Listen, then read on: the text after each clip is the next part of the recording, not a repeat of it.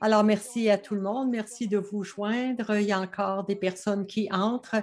On va commencer avec l'introduction pour utiliser le plus de temps possible. Alors, merci je suis Sue Larkin pour vous dire que ce qu'on veut vous transmettre, c'est des informations générales. Si vous avez des questions spécifiques sur votre traitement, votre situation, parlez à votre médecin. Nous avons des représentants de toutes les provinces du pays. Il y en a quelques-uns aussi qui sont des États-Unis. Bienvenue. Quel- Il y a la boîte conversée, le chat. Vous pouvez mettre des questions. Alors, si au long de la présentation, vous avez des questions pour Dr. Carlson, n'hésitez pas à les écrire. Merci à tout le monde qui ont envoyé les questions en vous inscrivant. C'est bien parce qu'on a pu quand même recueillir pas mal de questions.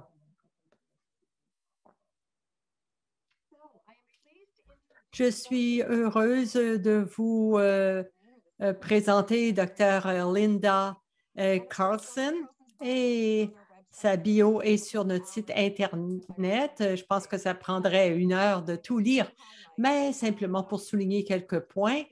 Elle a la chaire de recherche, professeure en médecine et oncologie à l'Université de Calgary.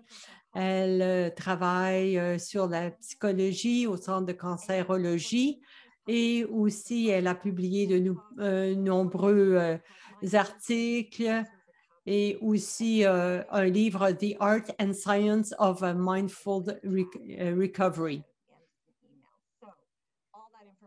Toute cette information sur le site et on peut l'appeler Linda.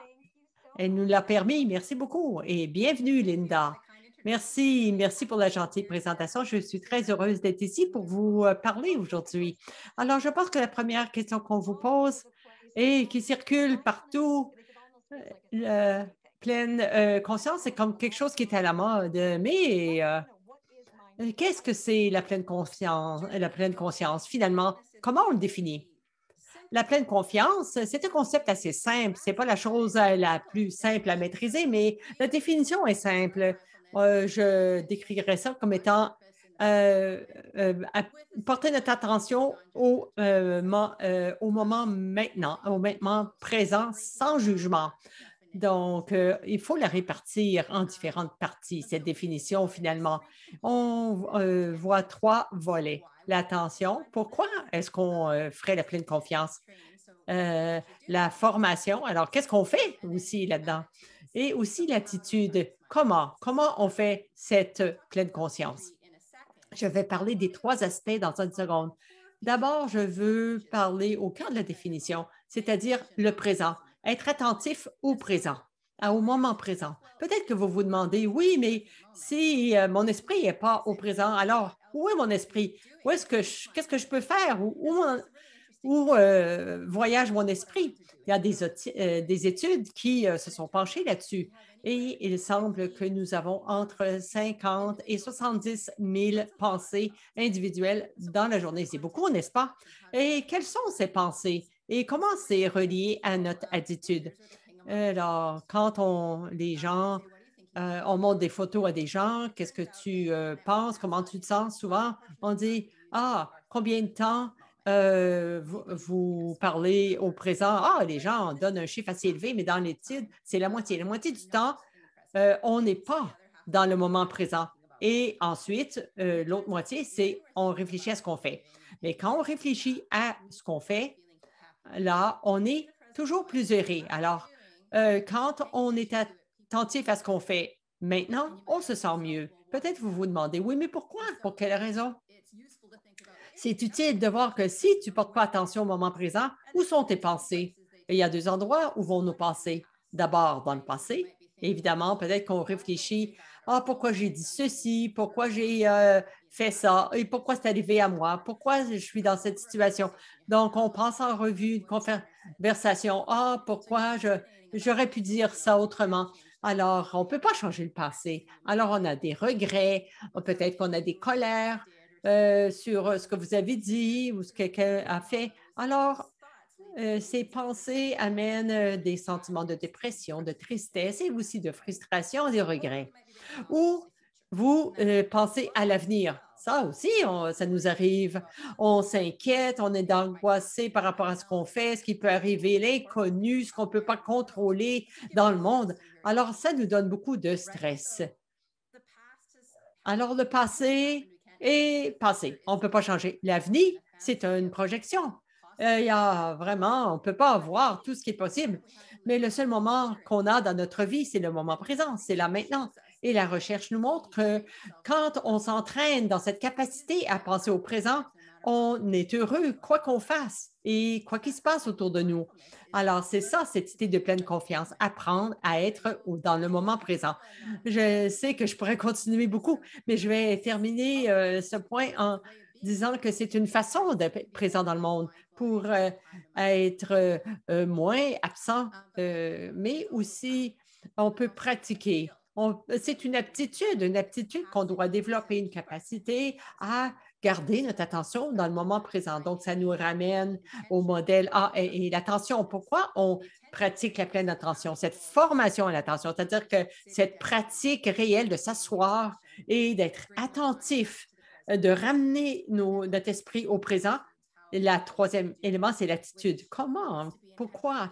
Il faut que ce soit, comment on le fait? On doit être compatissant, sans jugement, sinon on s'en veut. C'est pas facile à faire. C'est bien. Merci. Vous parlez aussi euh, du stress qui est bien géré par la pleine confiance et les avantages de ça. Pour qu'on comprenne bien, on va en faire une petite pratique un peu plus tard, mais il faut en parler un peu d'abord. Alors, en termes de gestion du risque, pourquoi est-ce que c'est important? Pourquoi c'est important aussi pour ceux qui qui ont le cancer? Oui, on vit tous le stress. Mais vous savez, il y a deux côtés. D'abord, le côté cognitif, comme on voit le stress, et ce que ça fait dans notre corps, la réaction physiologique, la réponse au stress qu'on vit. Et aussi, l'expérience, c'est stressant quand on ne peut pas contrôler les choses, quand on ne peut pas prédire des choses et aussi quand ça a un impact important, n'est-ce pas? Alors, le cancer, l'expérience du cancer, ça, on coche toutes ces cases, hein. C'est peut-être la première fois que vous êtes remis en question. Des fois, on a l'impression qu'on perd le contrôle de tout ce qui nous entoure. Mais le, c'est directement un défi quand le diagnostic de cancer tombe. On dit, ah oui, j'avais tous des plans sur ma vie, ma retraite, la famille.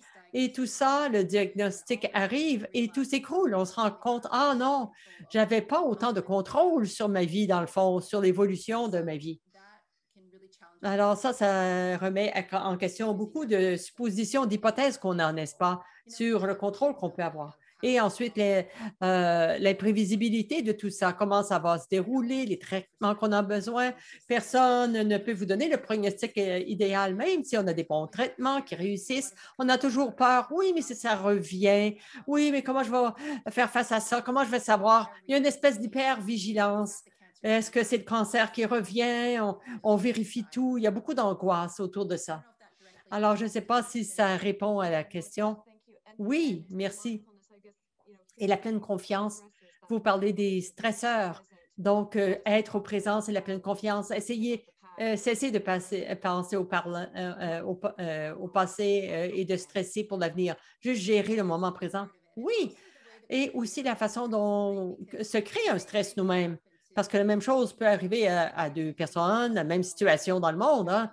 Par exemple, l'exemple avec la crise de la COVID, pour tout le monde, avec les restrictions, le confinement, il y en a qui ne seront pas dérangés, d'autres beaucoup. Et ça dépend de la façon dont on interprète, dont on perçoit ce qui se passe dans le monde. Alors, il y a beaucoup de façons différentes dont on peut penser à l'importance, à la rémification aussi de la situation. Et on a tendance habituellement à euh, tourner tout en catastrophe ou sauter aux conclusions alors que ce n'est pas nécessaire. Alors, ces pensées peuvent créer des stress et accroître notre souffrance parce qu'il y a tellement de façons d'interpréter une situation. Ah, j'aimerais bien faire un exercice. Est-ce que c'est possible de faire? Oui, certainement. Alors, si vous voulez, pour tout le monde, comment est-ce qu'on présente d'abord la pleine confiance? C'est une conscience de la respiration, parce que notre respiration est là avec nous et on n'y porte pas attention. Alors, la première chose à faire en pleine conscience, c'est de remarquer où veut aller notre attention, où notre attention veut se porter. On va penser à la respiration, mais vous allez voir que ça s'éparpille quand même. D'abord, portez attention au corps, à la respiration et aussi ce que votre esprit veut faire. Alors, c'est un exercice de respiration. Mettez une main sur la poitrine et une sur le ventre. Et vous savez, je n'ai pas parlé de l'attitude, mais une d'elles, c'est sans jugement, n'est-ce pas?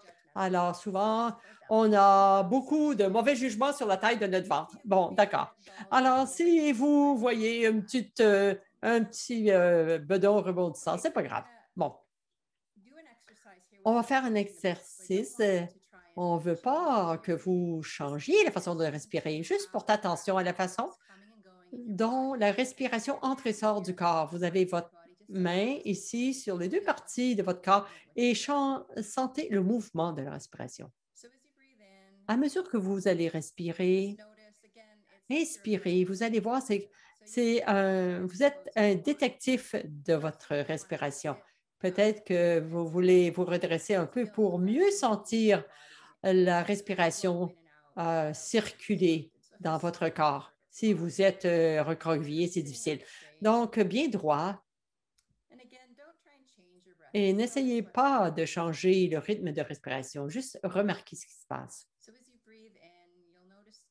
Vous allez remarquer des mouvements et sentez ce mouvement sur la main d'en haut ou d'en bas. Pendant combien de temps dure la respiration en expiration et en inspiration? Sentez le mouvement. Est-ce que l'inspiration a la même durée que l'expiration? Est-ce que un est plus court que l'autre? Qu'est-ce qui se passe quand vous passez de l'inspiration à l'expiration? Est-ce qu'il y a une pause? Est-ce que ça circule librement? Il n'y a pas une façon qui est meilleure que l'autre, là. C'est juste une remarque que vous faites. Peut-être que vous êtes, oh non, je respire pas correctement. Non, non, non. Il s'agit simplement de remarquer comment ça se passe. Vous, vous allez peut-être constater des tensions dans le corps, la mâchoire, les épaules, ou peut-être que vous retenez votre ventre. Donc, expirez et relâchez l'expiration vers l'extérieur.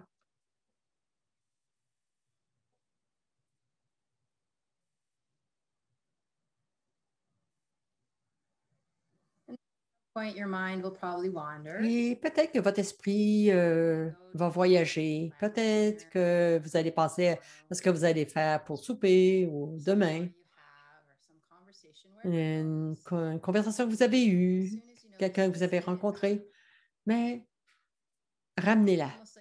Ramenez votre conscience. C'est comme entraîner un chiot. Gentiment, ramenez l'attention à votre respiration. Alors, vous sentez l'inspiration, notez la durée. Ensuite, l'expiration. Et ayez un point de curiosité, d'ouverture. Qu'est-ce que vous remarquez aussi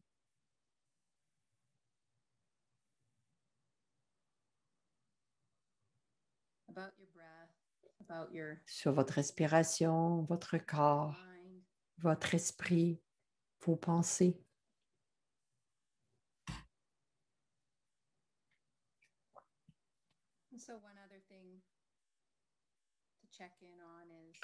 Vérifiez aussi Quand vous portez attention à votre respiration, est-ce qu'il y a des changements d'une façon ou d'une autre?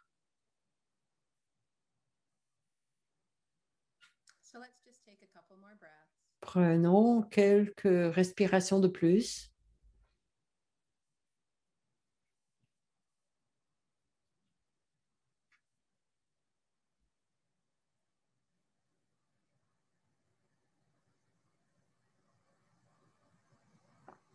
And then just lowering your hands, opening your Maintenant, eyes. baissez les mains. Reprenez votre pose devant Zoom. Magnifique et merci beaucoup. Vous êtes dans ma pensée. Ne posez pas de jugement. Ah oui, un instant. Je vois des questions. Ah, merci, Deepu, merci pour votre question. On va y revenir dans quelques secondes. Et désolé.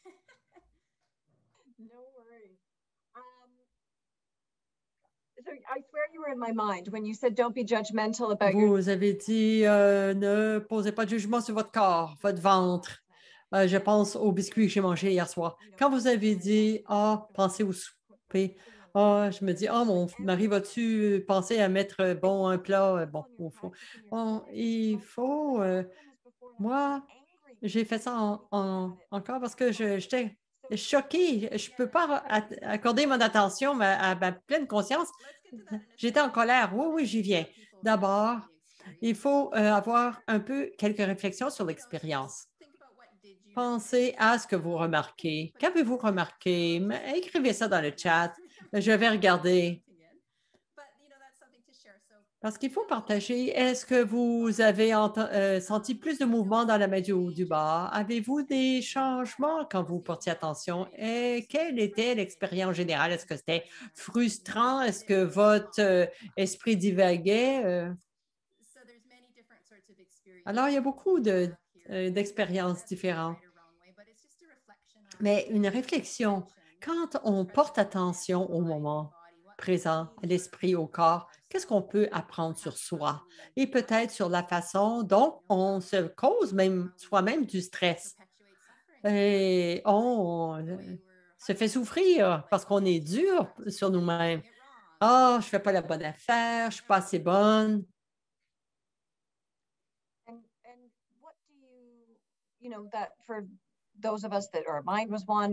Alors, si notre esprit divaguait un peu, qu'est-ce que faut se dire? Qu'est-ce que vous dites aux gens dans la clinique? Je sais, mais ça me frustre. Mes pensées voyagent ailleurs.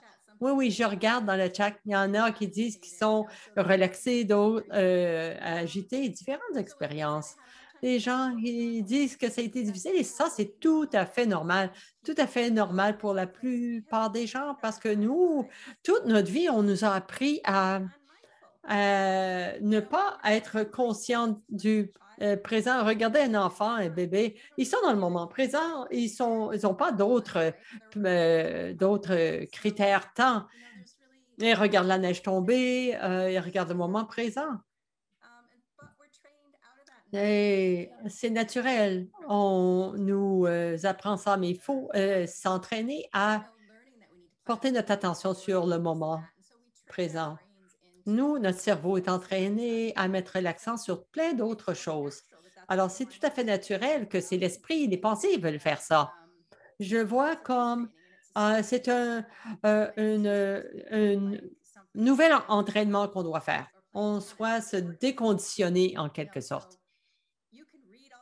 On peut lire tout ce qu'on veut, on peut écouter de la musique. Si vous voulez jouer du piano, mais il faut s'asseoir au piano et pratiquer sur le clavier, vous ne serez jamais sinon un virtuose. C'est la même chose. Peut-être que vous voulez être en pleine conscience, avoir l'attention du présent, mais il faut se pratiquer. Sinon, vous n'aurez pas la compétence de le faire. Alors, cette formation, cet entraînement, et aussi, il y a la neuroscience où on scanne les cerveaux, on regarde les connexions dans les différentes parties du cerveau. Et quand tu es triste, le cerveau a un certain pattern. C'est un peu comme un champ d'herbe. les gens traversent, prennent des raccourcis, hein, à gauche, à droite. Alors, c'est comme ça que nos pensées fonctionnent depuis plusieurs années. Alors, l'angoisse, le stress, c'est ce qu'on tisse comme chemin. Alors, même si quelque chose aussi simple que amener notre attention sur notre respiration, encore et encore, ça trace un nouveau chemin. Ça reconnecte votre cerveau et ça soutient cette capacité d'avoir cette attention. Et nos patterns neurologiques peuvent amener des émotions heureuses. Alors, même après 2 mois, ça peut changer la fonction et la connectivité dans le cerveau. Et c'est cette formation, cet entraînement qui vous permet de faire ça. Pour quelqu'un qui commence, qui veulent amener cette pleine conscience dans leur vie, quel horaire, ou en fait, oh non, non, peut-être l'horaire, c'est pas le bon mot. Euh, Comment est-ce qu'on peut procéder? Oui, en quelque sorte, parce que c'est un peu comme une corvée au début. C'est pas toujours, je pense que j'aurais dû parler aussi des mythes. Très souvent, c'est ça qui décourage les gens. On croit que on montre le time avec une jeune blonde qui est en pleine conscience, les cheveux au vent, voyez? Alors, mais c'est une conception erronée. Il faut que la pensée soit neutre, mais non, ce n'est pas le cas du tout. C'est pas le cas. Très souvent au début, parce que la pleine conscience, c'est de porter attention à ce qui est là dans le moment présent. Ce qui est présent, c'est le chaos, l'angoisse. Alors, on peut quand même avoir toute cette attention là-dessus, mais ce n'est pas ce qu'on s'attend. Évidemment, une pensée qui s'en va dans tous les sens. Il faut comprendre que ça peut être la première expérience. Disons, dans les premières semaines de votre pratique, et même à plus long terme aussi. Avec cet entraînement, on met l'accent, on dit, ah mon Dieu, même le travail de réduction du stress est stressant. Oui, parce qu'il faut prévoir du temps et il faut trouver du temps dans son horaire pour en faire une priorité et aussi pour le faire chaque jour, même si ce n'est pas toujours la chose la plus excitante. Ah, pourquoi je suis là, puis j'essaie de m'entraîner pour quelque chose qui n'est pas si amusant. Mais j'enseigne ces programmes depuis 22 ans à des milliers de personnes et je le vois à chaque fois. Si les gens peuvent persister, continuer à avoir cette attitude de compassion, gentillesse et ah, mais mes pensées sont folles et c'est correct, ça va, ça fait partie du processus. Après quelques semaines de pratique et 30 minutes, 10 minutes par jour, ça va, mais chaque jour, l'intégrer à votre vie. Et aussi avoir une attitude, non seulement pour ça, mais pour tous les éléments de votre vie. Ralentir peut-être, être plus patient. On est dans une société de malbouffe. Hein? Ah oui, je veux manger là, maintenant. Alors, c'est pas comme ça que ça se passe. Il faut cultiver la patience. Il faut travailler à des résultats, des attitudes qui vont avec cette pratique qui transforme. Je regarde certaines des questions et on demande est-ce que ça se compare la pleine conscience à la méditation? La pleine conscience, c'est la médication. On parle de deux éléments différents. D'abord, la pleine conscience tous les jours. C'est être conscient des jours tous les jours. Ça, c'est différent de la méditation. C'est un état. Vous pouvez être distrait, mais la méditation pleine conscience est une pratique de méditation, disons 20 minutes chaque jour. Et cette pratique peut être la conscience de la respiration, simplement être attentif à sa respiration. C'est une façon aussi de entraîner l'esprit. Il y a aussi d'autres formes de méditation qui renforcent aussi cet état de pleine conscience. Par exemple, une méditation où lentement, on passe à travers toutes les parties du corps pour en prendre conscience.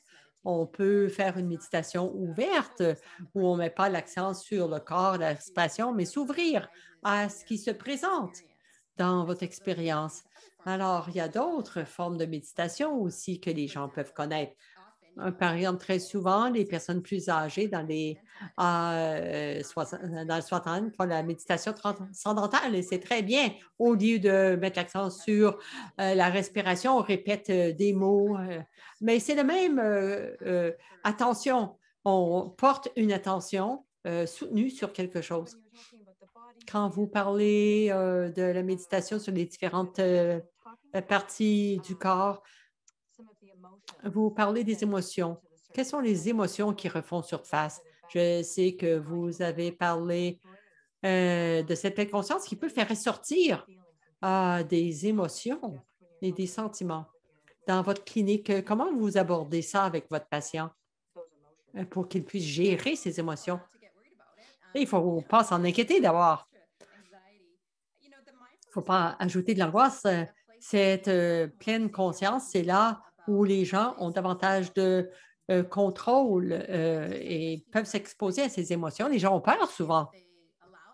S'ils se permettent de ressentir ce qu'ils ressentent, ils vont perdre le contrôle. Ils ne vont jamais arrêter de pleurer ou des choses comme ça. Alors, ils le camouflent de plus en plus, ils le refoulent parce qu'ils disent c'est trop. Mais la pleine conscience, c'est que volontairement, on ouvre les portes et on permet ces émotions à se soulever parce que si elles sont présentes, elles vont se manifester quand on s'assoit tranquillement et si on essaie de ne pas porter notre attention à d'autres choses, mais seulement au moment présent. Souvent, ces émotions, elles les refoulent. Elles ne veulent pas faire face à ces émotions. Et elles ressortent, elles rejaillissent et c'est correct parce que c'est sain des émotions. Ce qui n'est pas sain, c'est refouler les émotions, prétendre qu'elles n'existent pas et qu'on doit toujours avoir un sourire au visage. Non, ça, c'est épuisant. Alors, il faut laisser tomber le masque et dire, ah oui, c'est correct d'avoir peur, de se sentir triste. Il y a beaucoup de deuil dans cette pratique et c'est un conteneur magnifique, cette pleine conscience. On se permet simplement de passer à travers ça et de traiter ces différentes émotions.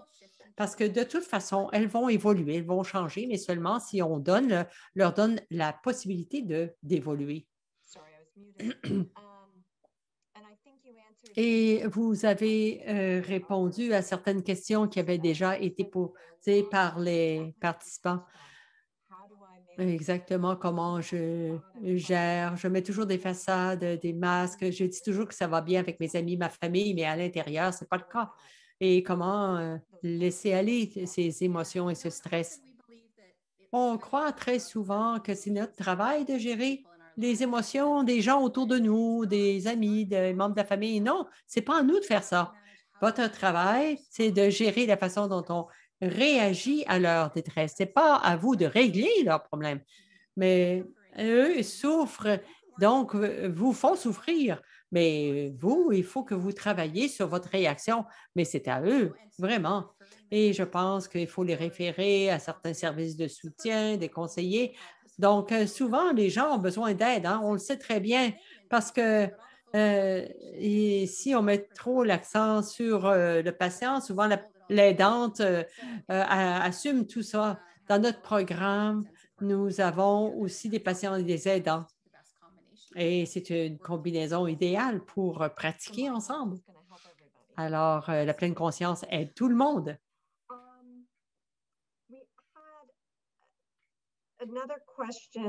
On a eu une autre question. Vous avez parlé beaucoup de stress.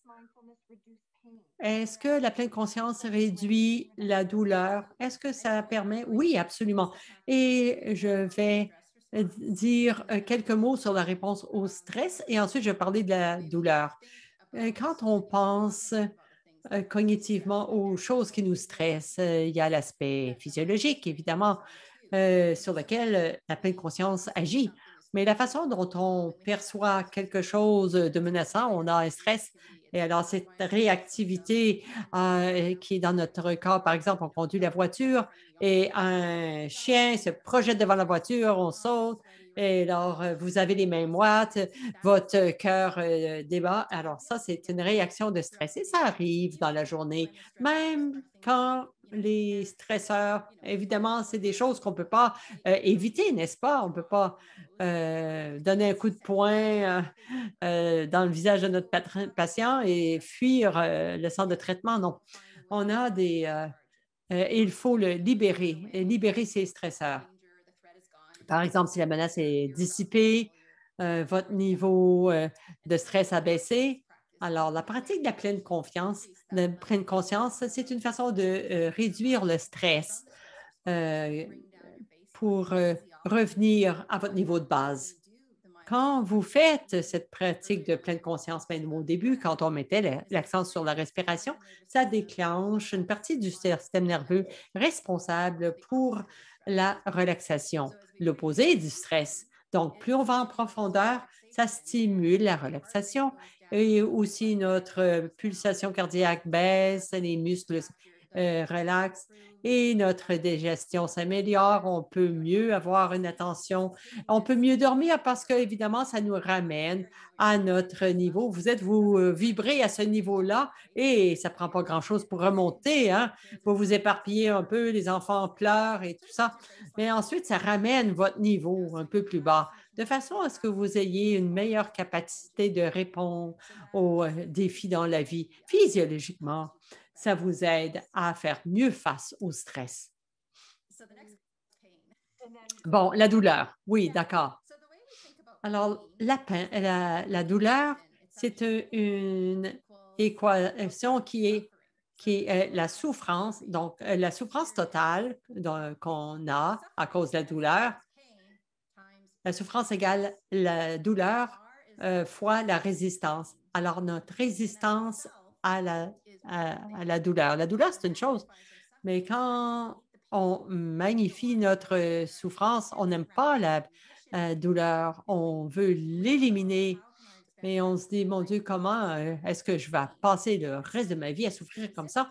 Alors, c'est la résistance mentale et physique sur laquelle il faut travailler parce que ça augmente notre souffrance. Alors, dans la pleine conscience, quand on a des douleurs, par exemple dans la hanche, n'importe où, alors ce qu'on fait, c'est qu'on détourne notre attention on, on tourne notre attention vers la douleur et on déconstruit la sensation parce que quand on a une tension autour de la zone de douleur, ça l'empire.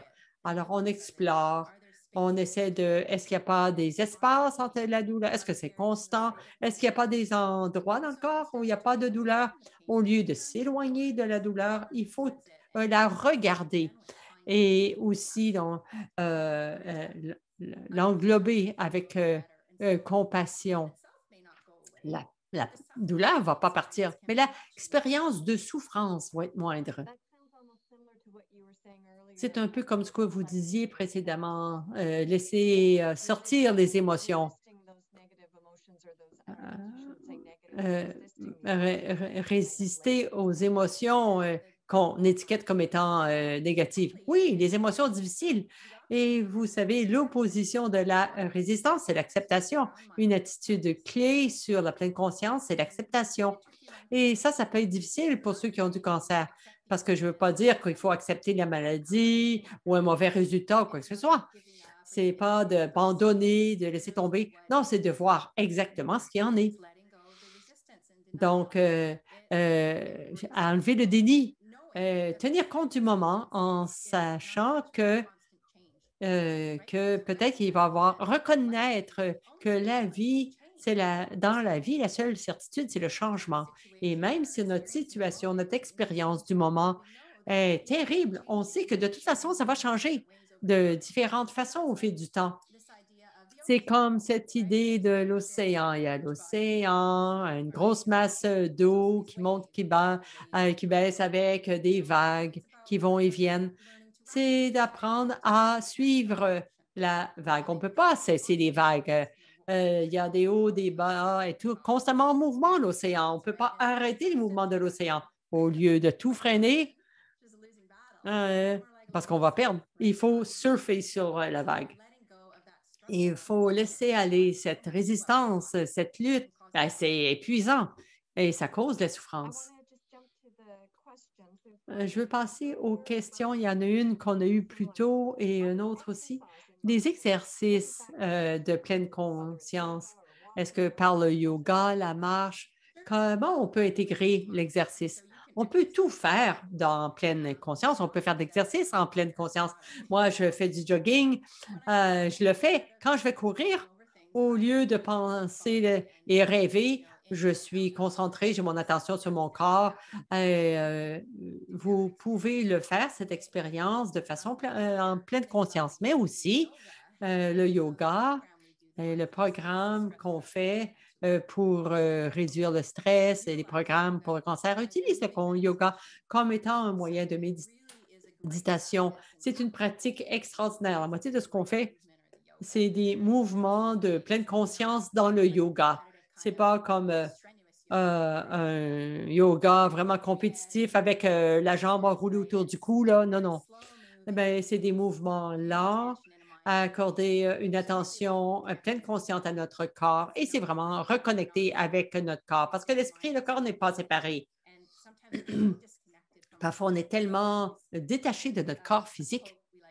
Et, on utilise la citation suivante comme de James Joyce qui dit Monsieur Quinn vit à une courte distance de son corps.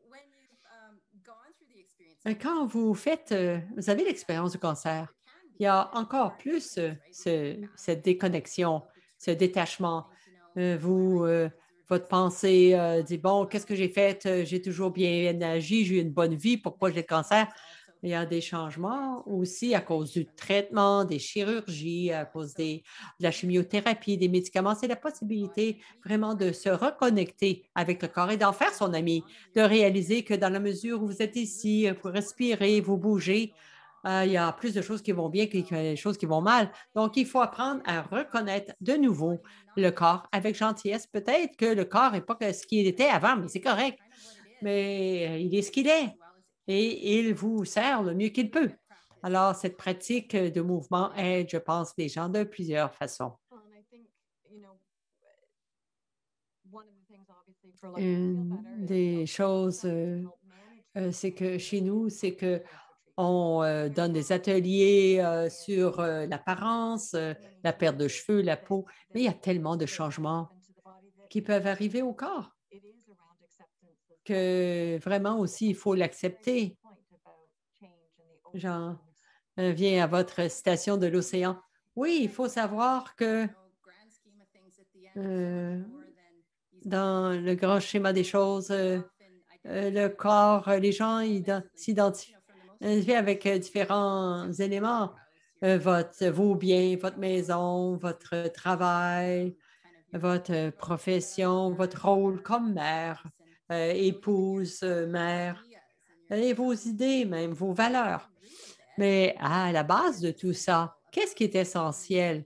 C'est l'être humain. Et c'est pas, j'ai pas de réponse à votre question, mais c'est l'essence même. C'est cette conscience que c'est au-delà de tout cela, hein? Et ça ne dépend pas de tout cela, d'être soi et d'être connecté à soi. Je pense à la métaphore du ciel, le ciel bleu. Parfois, il est ennuagé, des gros nuages épais. Et on oublie le ciel derrière les nuages. Notre expérience est comme ça. Parfois, c'est comme si notre vie était envahie de nuages. Mais l'essence de l'être, c'est le ciel bleu pour nous tous. Et ça, c'est vaste, sans fin, interconnecté. C'est toujours là. C'est toujours là. On peut aller puiser ce sentiment de conscience. Alors, c'est euh, ésotérique un peu, mais je pense que c'est ça. Et peut-être qu'on devrait essayer un autre exercice. Est-ce que c'est possible? Oui, certainement. Alors, lequel? Je vais vous donner des exercices de respiration parce qu'ils sont très pratiques. Vous pouvez l'utiliser dans n'importe quel contexte. Quand vous vous sentez stressé, angoissé, si vous attendez un traitement ou si vous avez une infusion, une transfusion, si vous, vous chicanez avec quelqu'un. Bon, alors c'est des petits l'exercice de respiration. On appelle les mini. D'abord, il faut commencer par avoir une respiration un peu plus approfondie. Mettez votre main sur votre ventre cette fois-ci et relâchez un peu le ventre. Ouais. Bon, souvent, on rentre notre ventre à l'intérieur, on est tendu. Non, non, il faut relâcher notre ventre et euh, soyez relaxés. Permettez à la respiration de circuler. N'essayez pas de forcer la respiration. Simplement inspirez, expirez et à mesure que vous inspirez, imaginez prolonger un peu la durée. Comptez jusqu'à 4. Et ensuite, vous sentez peut-être votre ventre gonfler un peu et expirez. Et vous pouvez compter jusqu'à 4.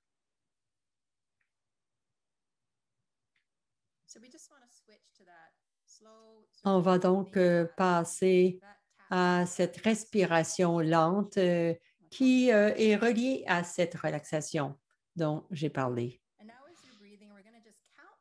Et on va compter les respirations.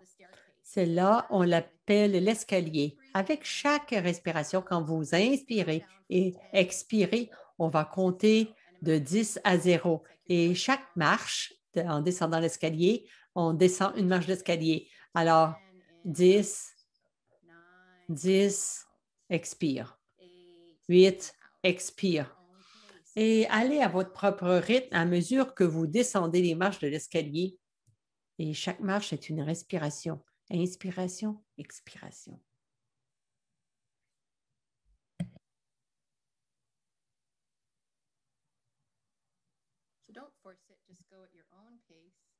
Ne rien forcer. Suivez votre rythme naturel.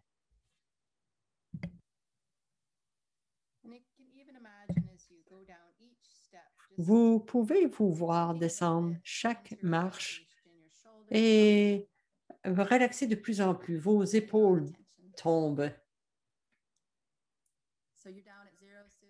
Alors, Sue, vous êtes rendu à 0? Oui. Alors, voilà, c'est un exercice que vous pouvez faire. Je demande aux gens qu'est-ce qu'ils sentent après. Vous pouvez l'écrire dans le chat si vous voulez. Si les gens sont pas endormis, un autre alors. C'est un autre exercice et on utilise la visualisation d'une vague. Une vague. C'est assez simple et à mesure qu'on respire, on inspire, on compte 1, 2, 3, 4 et ensuite lentement 4, 3, 2, 1 en expirant. 1, 2, 3, 4, inspire. 3, 4, 3, 2, 1, expire.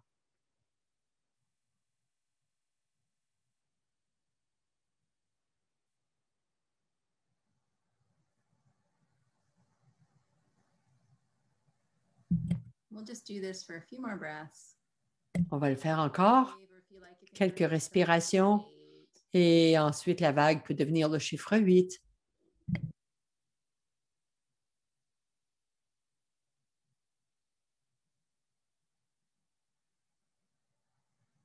Okay, let's open your eyes and come back. Ouvrons les yeux. Je viens de voir une question intéressante sur le stress et le cancer. C'est très bon parce que le lien entre à la fois le stress et le cancer, la gestion du stress a une importance sur le résultat du cancer. Ce qu'il faut reconnaître d'abord, c'est très complexe les causes du cancer, n'est-ce pas? Les biologistes dans le domaine du cancer ne le comprennent même pas. Mais ce qu'on sait par contre, c'est que le stress peut être un des facteurs. C'est différent pour chaque personne, chaque type de cancer, ça peut jouer un rôle parce que le stress a des impacts sur notre système immunitaire et d'autres systèmes du corps. On ne sait pas. Pour une personne, le stress, ça joue un rôle important ou pas dans le cancer. Alors, ça, c'est une question encore ouverte. Il y a encore de la recherche là-dessus. Mais ce qu'on sait par contre, c'est que quand les gens réussissent à gérer le stress, surtout l'émotion et la dépression, ils ont des meilleurs résultats de traitement. Et alors, s'ils sont en mesure de bien gérer leurs émotions, peut-être que les résultats sont meilleurs. Mais ce n'est pas une réponse définitive. Ce qui est le plus important pour moi, ce n'est pas nécessairement l'effet sur le nombre d'années dans la vie, mais la qualité de vie. Quelle que soit la durée de vie d'une personne, si vous pouvez vous sentir mieux, être plus heureux, vivre mieux, tant mieux. Je ne sais pas si ça a bien répondu. Si vous pensez aux résultats, par exemple, de la gestion du stress et aux différentes étapes du stress, le diagnostic, le traitement et aussi plus tard dans la vie, quand il y a les examens annuels, comment ça va et la vague encore de stress qui reprend. Oui, ça revient chaque année au moment d'examen médical. Oui, la récurrence du cancer est très courante. Mais encore, il s'agit de le reconnaître quand ça crée de l'anxiété et aussi si vous êtes dans une spirale négative, peut-être qu'il y a des symptômes qui ressemblent à ce que vous aviez quand on vous a diagnostiqué le cancer. Vous dites, oh non, non, c'est un même symptôme que j'avais, ça doit être mon cancer qui revient. Et là, vous êtes hyper vigilant, vous surveillez, vous vous tâtez. Alors là, à un moment donné, là, ça empire les symptômes. C'est un peu comme la douleur. Vous dites, ah oui, oui, c'est pire, le cancer est revenu. Alors, c'est comme une espèce de spirale négative. Une façon d'éviter ça, c'est de le remarquer. Remarquez encore. Si vous avez des symptômes, dites, OK, d'accord, peut-être que ça peut être lié ou non au cancer. Alors, je ne vais pas en inquiéter tout de suite. Je vais simplement utiliser ce que je sais. Je vais relaxer. Et si ça persiste, vous savez, je sais pas, pendant quelques semaines, alors je vais aller voir le médecin. N'est-ce pas? Alors, vous le reconnaissez, vous le mettez de côté, vous faites la relaxation. Très souvent, ça va passer. Mais si ça persiste, alors là, évidemment, il faut le faire voir. J'aime bien ce commentaire, cette idée au début quand vous parliez de s'inquiéter de l'avenir, s'inquiéter. Ça ne veut pas dire qu'on ne planifie pas pour l'avenir. Oui, il faut faire des plans, mais on a le plan, mais il faut toujours rester dans le présent. Oui, planifier et s'inquiéter, c'est différent. Parce que, évidemment, ça ne nous empêche pas de planifier pour l'avenir. Oui, oui, oui. Évidemment, c'est comme le petit hamster qui trotte, là, s'inquiéter. Il y a aussi des erreurs de conception qui disent, ah, mon Dieu, si tu pratiques la méditation, tout va rentrer dans l'ordre. Non, il faut planifier pour l'avenir. Oui, mais il faut le faire en pleine conscience. Il faut dire, ah oui, je vais le mettre sur ma liste et puis je vais mettre ça de côté.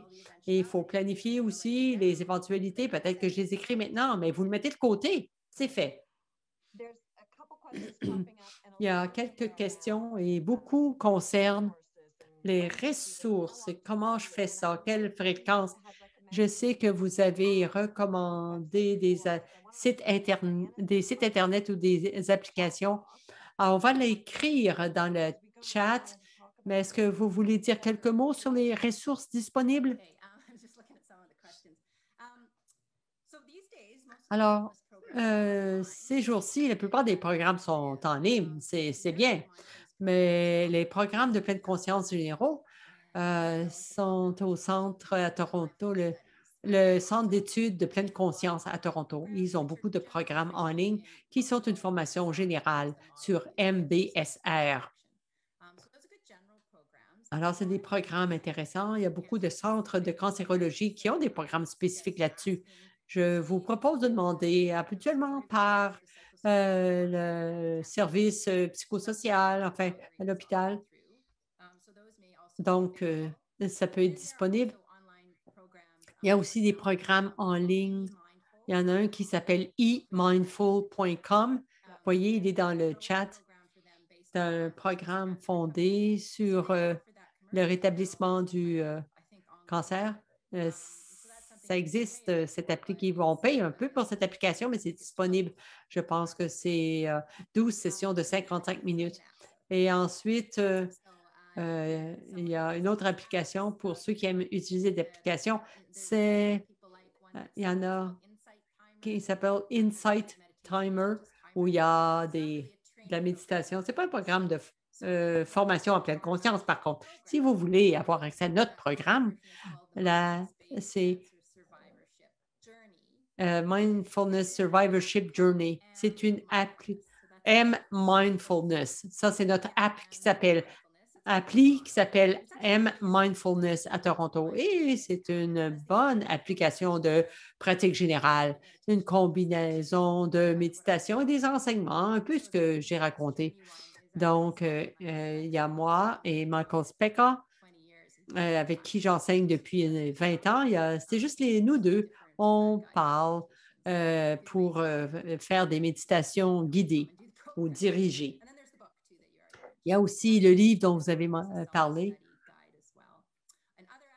Il y a d'autres applis qui sont Headspace. Il y en a une qui s'appelle Calm. C'est plus général. 10% happier, c'est dans le chat. Alors, je me disais, ah mon Dieu, comment je vais pouvoir faire ça sans votre voix?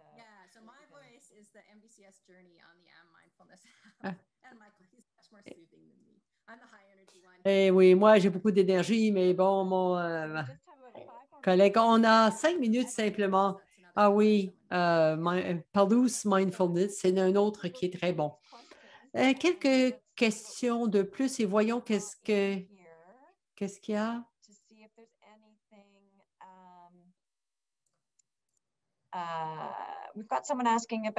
Quelqu'un qui demande la meilleure pratique de respiration pour ceux qui souffrent d'insomnie?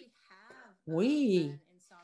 On a une pratique de respiration pour insomniaque. En fait, c'est plus compliqué parce que ça tient compte d'autres principes. Essentiellement, bon, il y a un pattern qui est 2 pour 1. Alors, on inspire 2 fois moins qu'on expire. Ça aide à respirer si on veut mettre l'accent sur l'expiration. On compte 4 en inspiration et 8 en expiration. On le fait sur le dos, sur le côté, d'un côté et de l'autre. Ça occupe l'esprit et aussi physiologiquement, ça vous prépare à vous relaxer. Mais c'est aussi décrit dans le livre.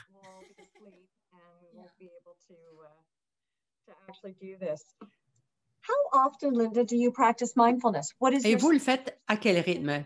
Vous, c'est quoi votre horaire pour la pleine confiance? Oh, ça a changé au fil des ans. Moi, je le fais depuis 25 ans.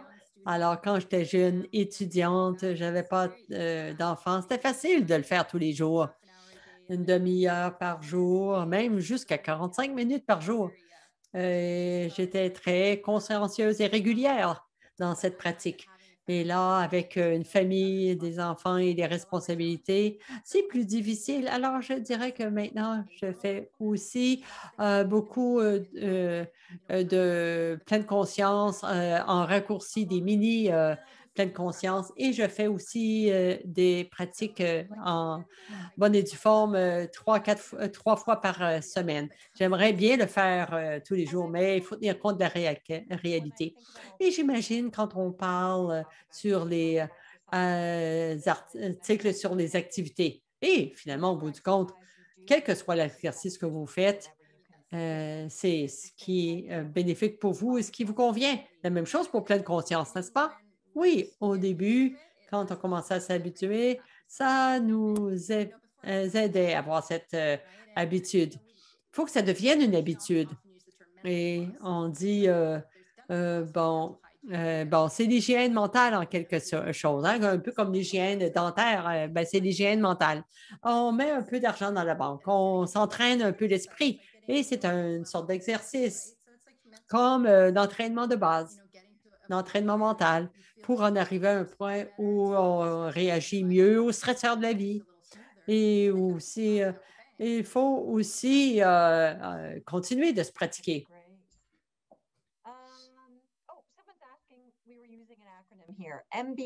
MBCR. Vous avez utilisé un acronyme. Qu'est-ce que c'est? OK. Beaucoup de ces programmes, John Cabot, c'est lui qui a commencé ce programme dans les années 70.